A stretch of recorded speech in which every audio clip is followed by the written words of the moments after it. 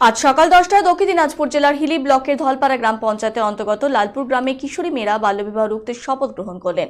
দক্ষিণ দিনাজপুর জেলাকে বাল্যবিবাহ মুক্ত জেলা ঘোষণা করার লক্ষ্যে লালপুর এলাকা 5টি অঙ্গনওয়াড়ি কেন্দ্রের কিশোরী মেয়েরা একত্রিত হয়ে বাল্যবিবাহের বিরুদ্ধে রুখে দাঁড়ানোর শপথ গ্রহণ করার পাশাপাশি শিশু সুরক্ষা বিষয়ক সচেতনতা শিবিরে অংশগ্রহণ করেন।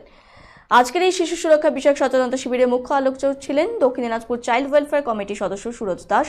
তিনি শিশু সুরক্ষা বিষয়ক নানান দিক নিয়ে আলোকপাত করেন।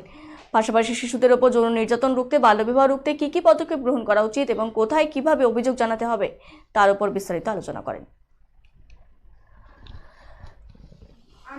আমি শপথ নিচ্ছি যে কখনো কোনো বাল্যবিবাহ অনুষ্ঠিত হতে চলেছে জানতে পারলে তা বন্ধ করার পূর্ণ পদক্ষেপ নেব। দক্ষিণ দিনাজপুর জেলার হিলি ব্লকের ধলপাড়া গ্রাম পঞ্চায়েতের অন্তর্গত লালপুর গ্রামের প্রায় 40 জন কিশোরী মেয়ে আজকে বাল্যবিবাহ রুখতে শপথ গ্রহণ করেন।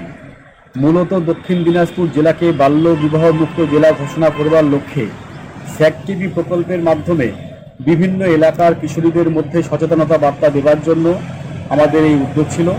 তো আজকে এই কিশোরী মেয়েরা বাল্যবিবাহ রুখতে শপথ গ্রহণ করেন। পাশাপাশি শিশু সুরক্ষা, শিশুদের উপরে যৌন নির্যাতন রুখতে কিভাবে পদক্ষেপ গ্রহণ করা উচিত এবং কিভাবে কিশোরীরা সতর্ক থাকবে তার উপরে বিস্তারিত আজকের এই সচেতনতা শিবিরে আলোচনা করা হয়।